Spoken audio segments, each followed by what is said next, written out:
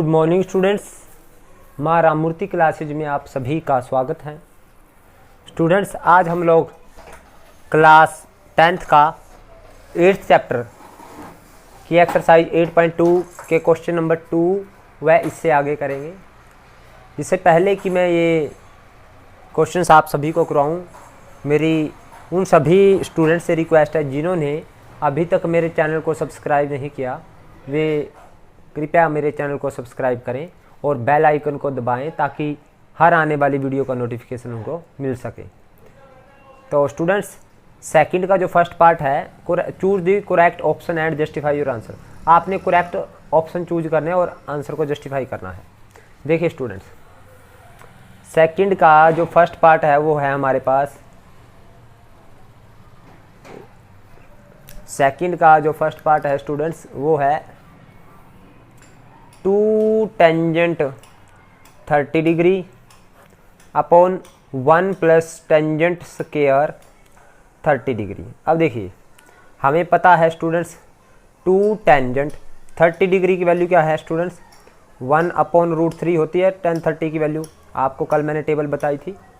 और 1 plus tan square 30 degree की value यानी 1 अपॉन √3, और इसका स्क्वायर है तो ये स्क्वायर, तो ये आया students 2 upon √3 upon 1 plus 1 by √3 का स्क्वायर सिंपल 3, तो ये आया 2 अपॉन √3 अपॉन 3 एलसीएम नीचे से तो 3 + 1, तो ये आएगा स्टूडेंट्स 2 अपॉन √3, और ये first upon second, third upon fourth ऊपर चली जाएगी, 3 ऊपर चला जाएगा और 3 + 1 4 नीचे, तो ये √3 है, ये 3 है, तो 3 को हमें पता है स्टूडेंट्स, 3 को मैं √3 का स्क्वायर बोल सकता हूँ क्योंकि √3 का स्क्वायर सिंपल 3 है, तो इससे ये कैंसिल 2 × 2 = 4, तो ये आया स्टूडेंट हमारे पास √3/2।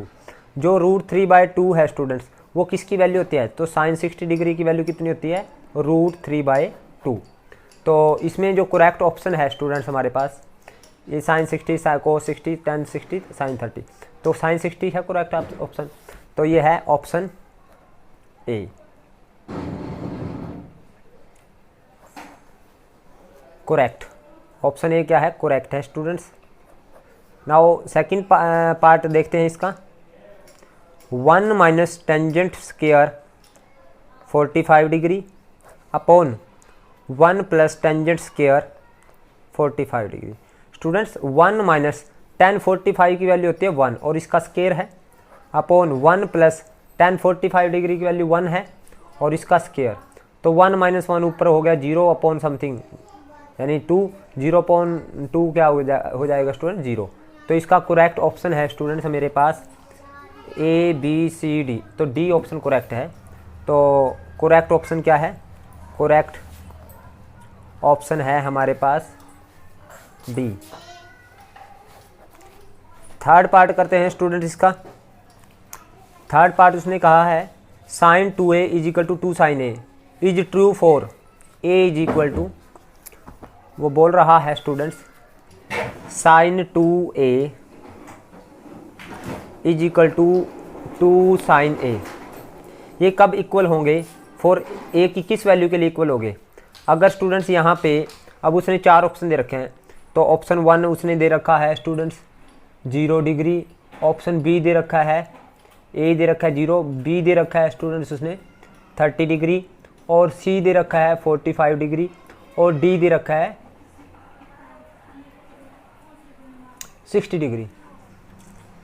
तो स्टूडेंट्स देखिए, अगर मैं 30 डिग्री की वैल्यू रखूँ यहाँ पे बन जाएगा ऑप्शन ए रखूँगा, अगर मैं sin 2 × 0, पहले तो 0 रखूँ तो = 2 sin 0, तो sin 2 × 0 क्या हो जाएगा sin 0, यानी sin 0 आ जाएगा ये, और ये 2 × sin 0 ये आ गया स्टूडेंट्स।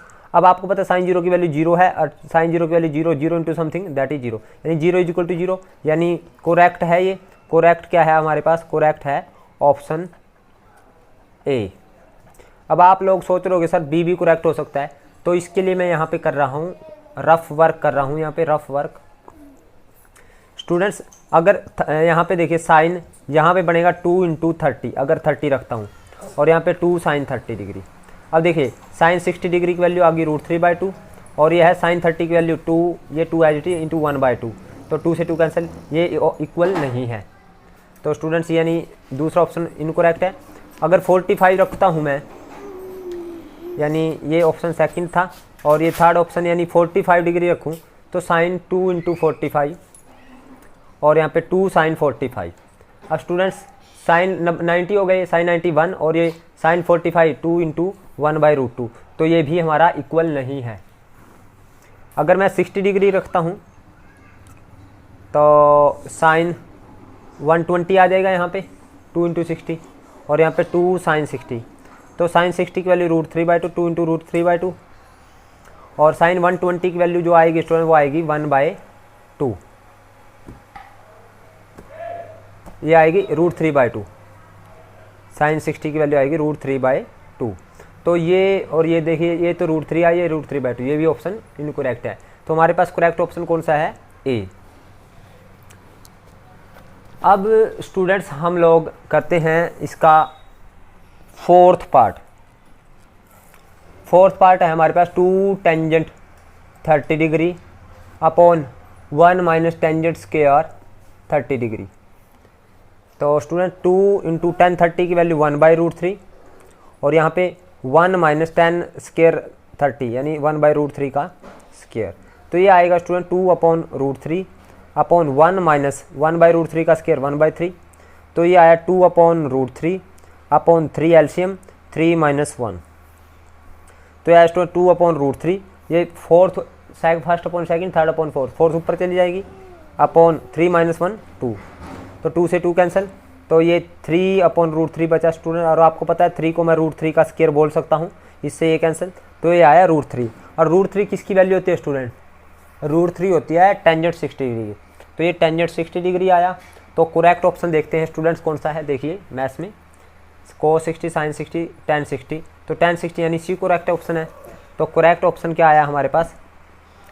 करेक्ट ऑप्शन आया हमारे पास सी। अब थर्ड क्वेश्चन देखते हैं।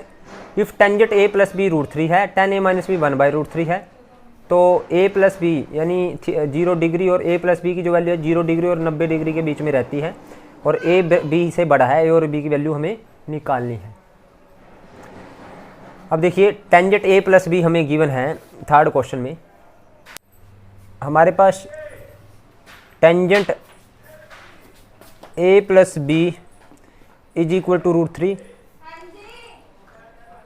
टेंजेंट a माइनस बी दे रखा है 1/√3 और उसने कहा है जो a प्लस बी की वैल्यू रहेगी स्टूडेंट्स वो 0 डिग्री आएगी और या 90 से कम आएगी, यानी जो a और b की वैल्यू हमारे पास आएगी वो a प्लस बी उन दोनों का सम करेंगे तो 0 और 90 के बीच में रहेगा और a और b की हमें वैल्यू निकालनी है। तो स्टूडेंट्स हमें ये पता है टेंजेंट a प्लस बी √3 कितने पे होता है? ये टेंजेंट √3 होता है स्टूडेंट्स टेंजेंट 60 डिग्री पे, तो मैंने यहाँ पे 60 डिग्री लिख दिया। बहुत सारे बच्चे गलती करते हैं कि यहाँ पे √3 की जगह 60 लिखते हैं सिर्फ, तो सिर्फ 60 नहीं लिखना है आपने, टेंजेंट 60 की वैल्यू होती है √3। वैसे तो 60 तो साइन 60 भी हो सकता है, cos 60 तो उनकी वैल्यू डिफरेंट होगी। तो यहाँ से हम कंपेयर करें तो 10 से 10 कंपेयर, तो a प्लस बी किसके इक्वल आ गया? 60 डिग्री। This is equation 1। और यहाँ से टेंजेंट a माइनस बी है हमारे पास 1/√3 के, तो a माइनस बी टेंजेंट में जो 1/√3 कहाँ पे होता है स्टूडेंट्स? 1/√3 होता है टेंजेंट 30 डिग्री पे। तो यानी कंपेयर करें तो a माइनस बी किसके इक्वल आया? यानी a माइनस बी आया हमारे पास 30 डिग्री, तो ये होगी इक्वेशन सेकंड। 10 से 10 कंपेयर, तो a minus B is equal to 30 degree. तो स्टूडेंट इससे ये कैंसिल, तो ये 2a is equal to 90 degree, तो a आ गया हमारे पास 90/2 45। अब a की वैल्यू हम a1 में पुट करें, पुट a वैल्यू इन 1, अगर 1 में पुट करें तो a की जगह 45 डिग्री पुट करें, 45 plus b is equal to 60 degree, तो b is equal to 60 minus 45, तो b आ गया हमारे पास 15 डिग्री। अब देखिए स्टूडेंट a और b को अगर हम ऐड करें तो वो 60 आएगा, यानी 90 डिग्री के बीच में आएगा, 0 और 90 डिग्री के बीच में, तो यानी a प्लस बी भी हमारे पास क्या है? 0 और 90 के बीच में है। अब स्टूडेंट्स हम फोर्थ क्वेश्चन करते हैं, ट्रू और फॉल्स क्वेश्चन टाइप क्वेश्चन है। क्या वो कहता है साइन ए प्लस बी, हमारे पास sign A plus sine B के इक्वल है। तो स्टूडेंट्स ये हमारे पास फॉल्स है। फॉल्स क्यों है स्टूडेंट्स? क्योंकि साइन ए प्लस बी आप बड़ी क्लासेज में जाओगे तो इसका एक फार्मूला होगा sine A cos B plus cos sine B, लेकिन अभी मैं आपको प्रूव करके दिखाता हूँ ये फॉल्स क्यों है। लेट हमने ए की वैल्यू हमने एज्यूम कर ली स्टूडेंट्स 45 और बी की वैल्यू भी हम क्या रख लेते हैं 45। तो साइन ए प्लस बी यानी sine A plus B mean 45 plus 45, left hand side में ये बनेगा साइन 90 और साइन 90 की वैल्यू 1। और राइट हैंड साइड में क्या आएगा? राइट हैंड साइड में हमारे पास साइन 45, ए की जगह 45 रखें और बी की वैल्यू प्लस साइन 45। तो स्टूडेंट्स ये आएगा हमारे पास 1/√2 प्लस 1/√2, तो ये आएगा 2/√2 यानी इसकी वैल्यू आएगी √2। तो ये 1 आई है, ये √2 आई है, तो यानी साइन ए प्लस बी की जो वैल्यू है sign A plus sine B के इक्वल नहीं है। अगर आप और इसको आगे करना चाहते हो तो आप आगे और भी वैल्यू पुट करके देख सकते हो। सपोज ए की वैल्यू 30 लें, बी की वैल्यू 30 लें, तो यहाँ पे ये तो बन जाएगा 30 प्लस 30 साइन 60 और ये आ जाएगा साइन 30 प्लस साइन 30। तो स्टूडेंट्स ये दोनों इक्वल नहीं आएंगे, देख लीजिएगा आप। साइन 60 √3/2 और साइन 30 1/2 प्लस 1/2, तो ये आएगा 1। तो ये दोनों इक्वल नहीं है, तो इसलिए साइन ए प्लस बी किसके इक्वल नहीं होता? Sine A plus sine B के इक्वल नहीं होता। अब सेकंड वो कहता है द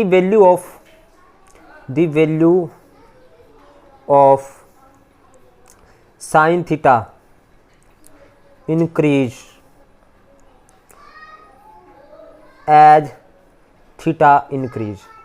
ये बात सही है स्टूडेंट्स, ये ट्रू है हमारे पास ऑप्शन, इसका आंसर क्या है? ट्रू है। क्यों है ट्रू स्टूडेंट्स? हमने टेबल बनाई थी परसों, मैंने जो लास्ट वीडियो बनाई थी उसमें मैंने आपको टेबल दिखा देता हूँ इसकी। तो टेबल ये थी हमारे पास, साइन थीटा की जो वैल्यू है जैसे जैसे थीटा बढ़ता है यानी साइन 0 पे 0 है, 30 पे 1/2 है, 45 पे 1/√2, 60 पे 1√3/2, ये 90 पे 1 यानी 1/2 का मतलब 0.5, ये 0.7, 0.8, ये 1 यानी बढ़ रही है ना साइन की वैल्यू। जैसे जैसे 0, 30 ये थीटा बढ़ रहा है, 0 ये एंगल है थीटा, जैसे जैसे थीटा बढ़ा यानी 0 पे 0 है, 30 पे 1/2, 45 पे यानी ये थीटा की वैल्यू है। जैसे जैसे थीटा इंक्रीज किया वैसे वैसे साइन थीटा की वैल्यू क्या हुई है? बढ़ी है। So it is true. अब स्टूडेंट थर्ड पार्ट देखते हैं। थर्ड पार्ट क्या है? The value of cos theta increase as theta increase.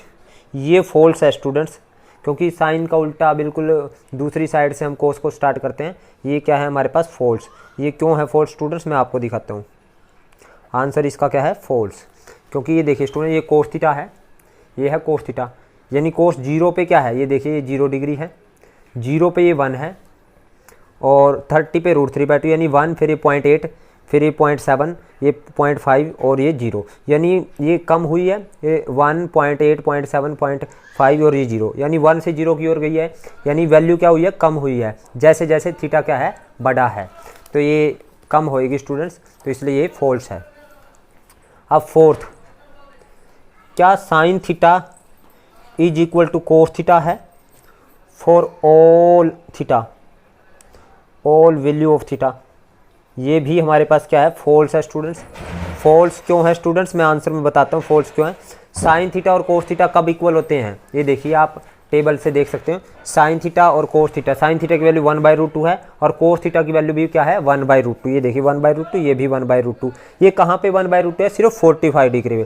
सभी वैल्यू पे तो ये इक्वल नहीं है, यहाँ पे 0 है, ये 1 है, ये 1/2 है, ये √3/2 यानी ये अलग अलग है, डिफरेंट है, लेकिन सिर्फ थीटा 45 पे ये क्या है? इक्वल है, यानी सभी थीटा की सभी वैल्यू पे ये इक्वल नहीं है, तो दिस इज फॉल्स।